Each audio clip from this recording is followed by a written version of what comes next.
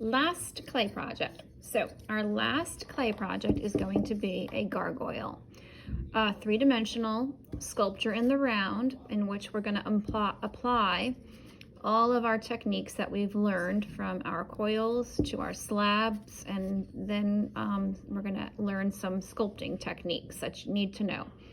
Okay, so we're going to be using white clay again. I know this one looks kind of odd with the black in it, but that's a particular glazing technique that I did to it. So just try to ignore that and just focus on the white part of the clay. So what you're going to need is, again, your white clay and about this much. And what we're going to do is we're going to start by making the body, which I'm just going to take this block of clay. I'm going to roll it so that I'm putting more pressure on one end than the other end so that I get a bit of a cone shape. I can kind of tap it to get it flat on the bottom and then roll it. So this is going to be my body structure. And then I'm going to need a head structure, which is going to be a round circle to start. So we're just going to roll that clay. And let's see if they're in proportion to each other. Proportion means the head doesn't look too small for the body, which that one is a little small, but let's see what we can do with it. Maybe this piece is better. Okay, so the thing you need to know about making sculptures like this is that clay cannot be fired in this capacity because it will have air pockets inside of it. So when the temperature heats up in the kiln, if it's a piece of clay like this that's dense and has not been hollowed out, it will explode in the kiln, exploding your project and anybody else's around it. So the rule I always tell everybody is if it's thicker than your thumb, you have to hollow it out. So what we do is we flip it over, the part that we know is going to be not seen, and we just scoop it out. Yes, I'm using a particular tool that you may not have at home. I don't quite know what you can do instead of it.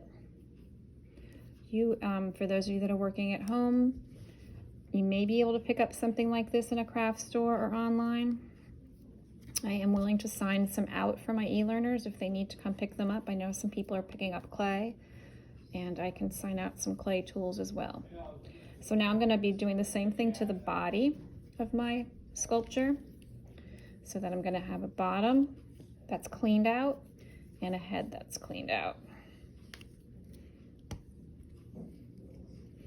Okay, so like I said, we're going to be combining all of these aspects of rolling coils and slabs for this project.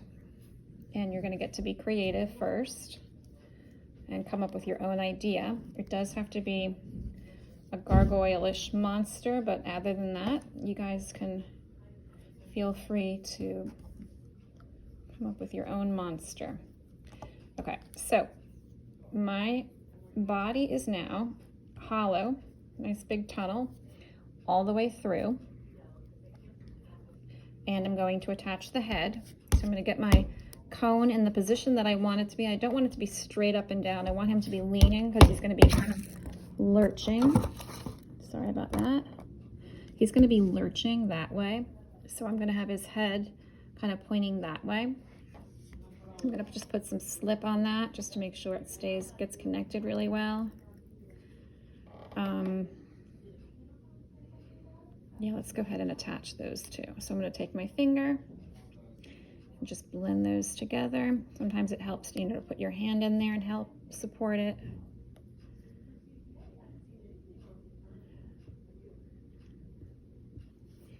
We don't have a line around our necks that shows where our heads are connected, so we want to get rid of that. Okay, so I'm going to still make sure I'm nice and hollow on the inside. And there's the basic body shape. Now, actually, let's just stop right there.